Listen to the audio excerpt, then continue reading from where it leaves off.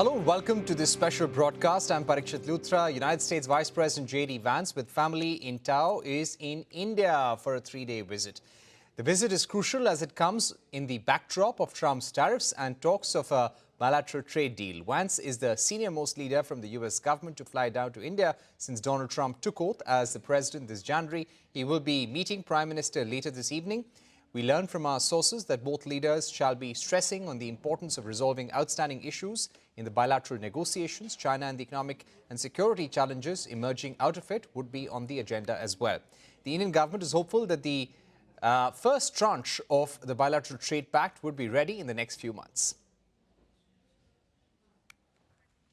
I'm now joined by former Foreign Secretary Kanwal Sibal. He's also the Chancellor of the Jawaharlal Nehru University. Also on the program are Arun Kumar Singh, former Indian Ambassador to the US, with me on the program, and Richard Rosso, Senior Advisor and Chair on India and Emerging Asia Economics at the Center for Strategic and International Studies. Gentlemen, thank you very much for joining us on the show.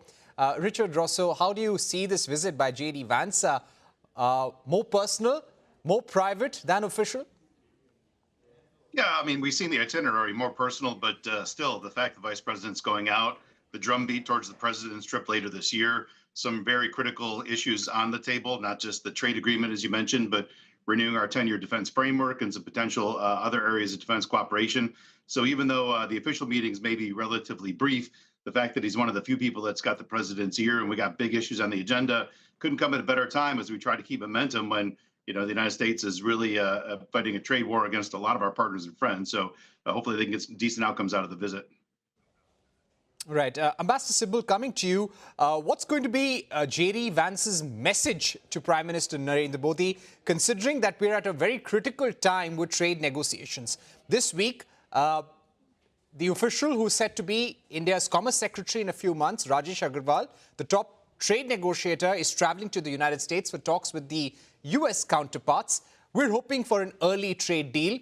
Do you think at the level of leaders between Prime Minister Modi and JD Vance, there could be some discussion on quickly resolving the outstanding issues? In principle, yes. I mean, his visit itself is a very powerful message that the United States wants to deepen, expand ties with India. Now, he's fully aware of the tariff issues and the pressure on India to open up our markets. And he's also au fait with the visit of our Prime Minister and the joint statement that was issued and the content of the joint statement and what the two sides plan to do together ahead in a variety of areas, defense, technology, this and that. So the fact that he has come very early during his tenure, and I'm glad that this visit has been made official, because once you make it official, then the protocol part of it gets elevated, and he's got a guard of honor and everything else, and the foreign minister will call on him, and our national security advisor will call on him, and of course there'll be proper discussions across the table with the Prime Minister. But also remember that he's not come with a full-fledged delegation to engage in full-fledged talks on the issues that are there, number one. Number two, when it comes to trade and tariff issues, he's not directly in charge, but he's a very powerful voice in the new government, and he's taking a lot of interest in foreign policy. Therefore, to have him come here is important for both sides. That's one aspect of it. The other is that in a general way, the two sides will obviously discuss what are the issues on the table and how both sides should address them in a kind of win-win situation. Now, focusing only on the tariffs and pushing India much harder than is necessary in terms of opening up markets, especially in the agricultural area and all, are very sensitive issues, and they have to be treated with that kind of sensitivity. And at the end of the day, there are other very important strategic underpinnings of the India-US relationship, which JD Vance would be very sensitive to. As you know, he's pretty much of a China hawk. and the fact is that today, there's direct confrontation in this trade tariff war between United States and China. The stakes are very high for both sides. And therefore, United States would, at a strategic level, would like India to remain on its side, rather than pushing India so hard that we then begin to pursue even more hedging strategies, not knowing that where all this would end in terms of damaging our own interests. So all in all, I think the backdrop is very good.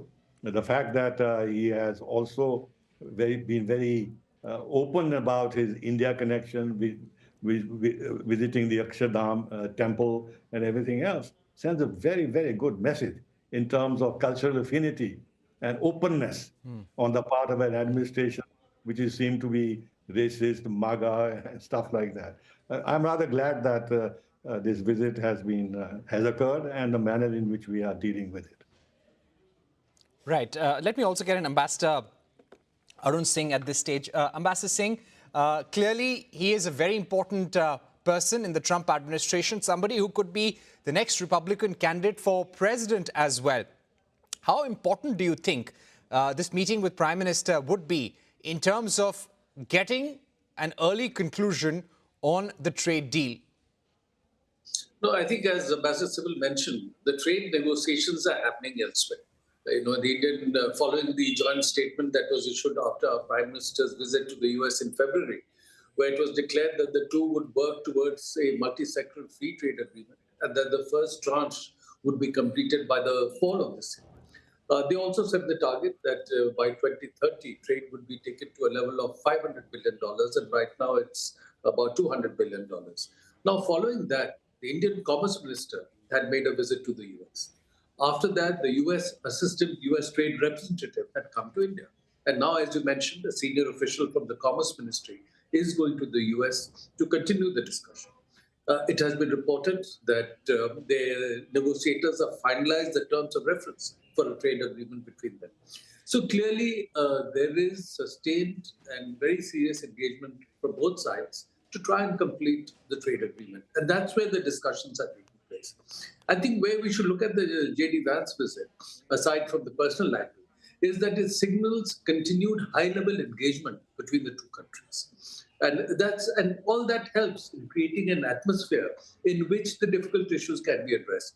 Now, if you recall, the Indian Prime Minister was the fourth foreign leader to be invited by the US President. He had invited the Prime Minister of Israel, King of Jordan, Prime Minister of Japan, and the Prime Minister of India. So there was a signaling there. And the Indian Foreign Minister was one of the Quad foreign ministers invited to the inauguration of US President in January. And that the first multilateral meeting that the new US Secretary of State did soon after his confirmation was of the Quad foreign ministers. And the first bilateral meeting he had was with the Indian foreign minister. So all this is part of the signaling that while there are differences on trade issues, which the two are trying to negotiate, they see the broader relationship as very important. And after the Prime Minister's visit, it was framed as US-India Compact for the 21st century. And Compact was elaborated as catalyzing opportunity for military partnership, accelerated commerce, and technology. So I would see the Vance visit not just as signaling an effort to get the trade agreement through, but also continuing discussions related to military partnerships, technology partnership, and the overall relationship given the challenges we face. Some of the common challenges, for example, China's unilateral and assertive behavior. So we should frame it like that. All right. Very important points there by both Ambassador Kamal Sibal and also Ambassador Arun Singh. Let me go back to Rick Rosso. Rick, on the optics of the visit, considering his family is accompanying him, they visited the Akshardham temple in New Delhi. They spent about an hour there. Tomorrow they head to Jaipur. They'll be staying at the Rambagh Palace. They will be visiting the Amer Fort. He has a speech at the Rajasthan International Centre. Thereafter, he goes to Agra for the Taj Mahal visit. How do you see the optics of his all? And not to miss, when his children got down from the aircraft, all of them were dressed in the Indian attire. So as someone who is an observer of foreign policy, how do you see this? Well, having traveled to India extensively over the last 30 years, I know our friends in India definitely want to make sure that we're imbibing not just defense ties, not just economic ties, but the culture as well. And it certainly is an easy thing to do. I do agree, the previous speaker had mentioned that, foreign travel and embracing foreign culture may not be considered necessarily the line of sight of the party, the Republican Party these days. So this is significant for another reason. I mean, to imagine the president or vice president having their kids dress up in a local attire, things like that, traveling to other countries and such. There's so many ways where I think this visit is underscoring the fact that India has been given a priority place for this administration and embracing it in a way that full scope, of course. You know, you've got some trade tensions, but also some great opportunities. But the cultural affinity and connectivity there is extremely important, and we're seeing that really play out. I will say there's one other element on the trade bit, though, Parikshit, that hadn't come out yet that I think is important. The fact that Vance had been on the Hill. You know, there is one question that hangs overhead on the trade agreement. If ultimately the U.S. has commitments that we have to undertake that require legislative change, we will have to move legislation on the Hill either, sooner rather than later, or maybe when the deal is negotiated. And we want to make sure that Congress won't be amending the trade agreement. So I do think there is one specific area where the vice president actually may be able to offer some inclination to the Indian government. What is the Hill strategy as well, if the deal ultimately is going to require the U.S. to change our own laws, which some types of deals may not need that. But if this agreement has U.S. commitments, I'll have to look at that as well. So the cultural significance is huge. On trade, there may be even one angle the vice president can carry heavy water for. Right. You know, when you say talk about the message on trade, what's going to be the message from Washington? Because the feeling is that India wants to bring down the average tariffs, Rick, from, say, 13.5% to 10%. Now, this has been an offer from the Indian side, as per sources.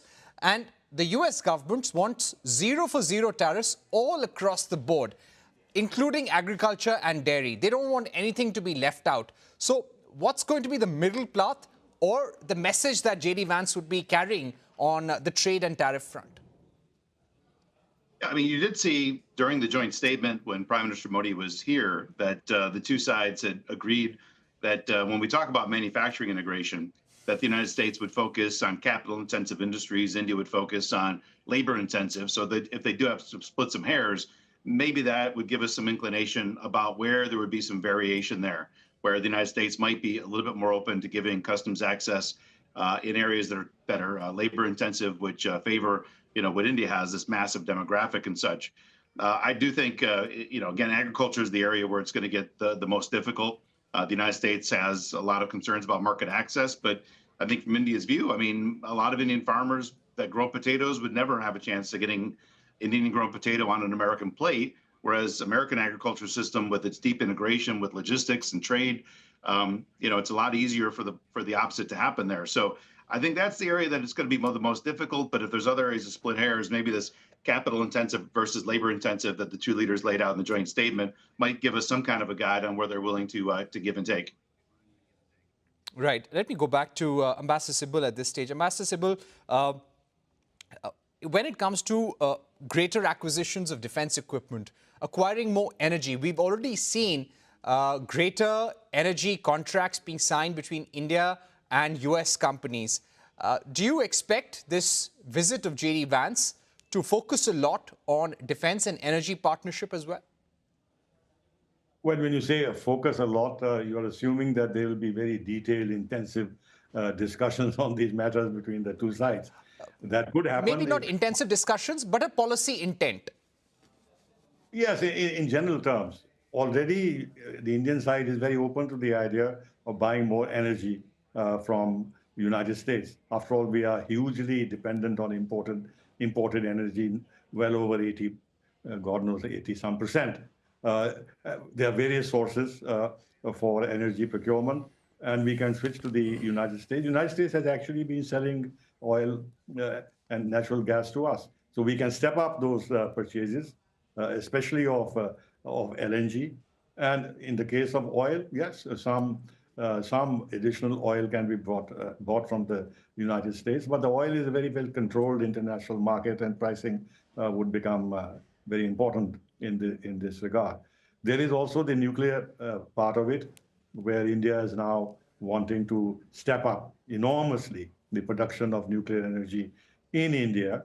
And there is talk about small modular reactors on which there could be cooperation between India and the United States. So this could help in in better balancing the trade deficit between India and the United States. With regard to defense, yes, in principle, already India is now very open to acquiring defense material from the United States. The total volume has gone up to 2022 or $25 billion, whatever the figure is. And there could be more purchases of PY-8 aircraft, which are very important for maritime surveillance and underwater sea technologies and all that. There is scope Right. of purchasing things from the United States, which we need for our defense, but there are constraints. There are budgetary constraints.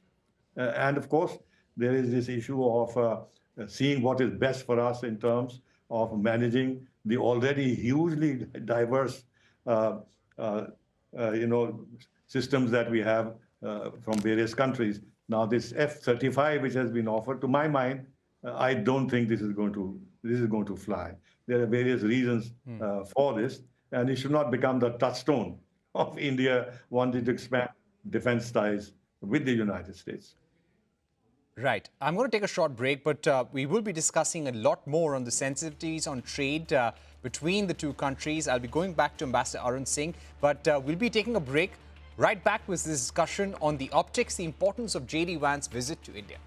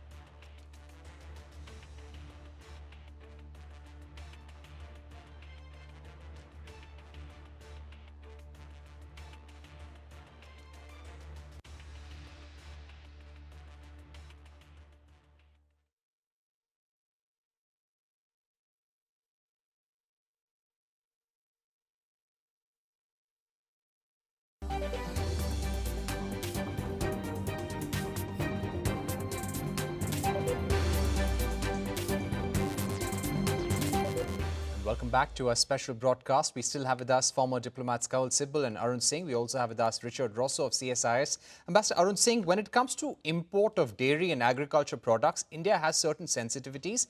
This is to do with animal feeds in the US, use of animal fat for making certain dairy products. How do we cross that line? We shouldn't look at the Vance visit in the context of just trade issues, as I said earlier. The second thing I'd like to point out is that for India, this is also a moment of opportunity. There is a major reordering of global supply chains that is happening. Now, in the setting of supply chains after China joined the WTO, India gained in services, but China sucked away global manufacturing. They have 18% of global GDP, but have 32% of global manufacturing through subsidies, through forced technology transfer, through building excess capacity.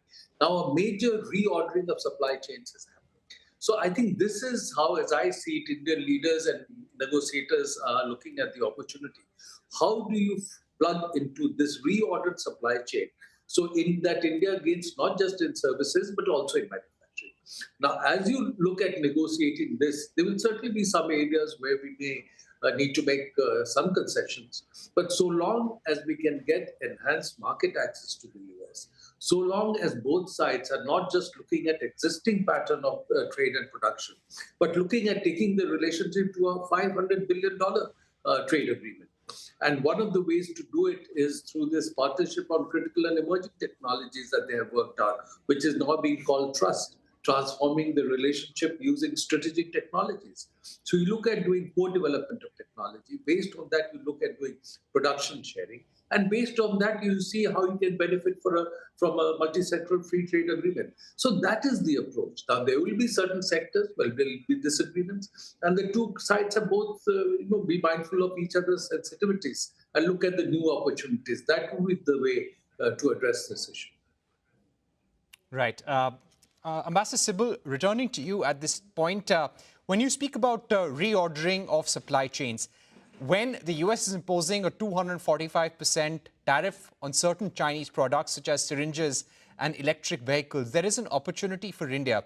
How do you see India and US deepening the relationship going forward? Look, a couple of things. The last word has not yet been said about these tariff wars and this and that. A lot of countries have been targeted. China, of course, is specifically targeted, but there are other countries like Vietnam, Bangladesh, and others on which tariffs are much higher, and that could open up opportunities for us. And then, of course, from on the U.S. side, there is no real clarity about what lies in the future, because you get contradictory decisions. You have there's a change in direction. There's a willingness to find a solution. President Trump is even now saying that he's very hopeful that he'll find a solution to the problem with China. I mean, he keeps being very optimistic about it.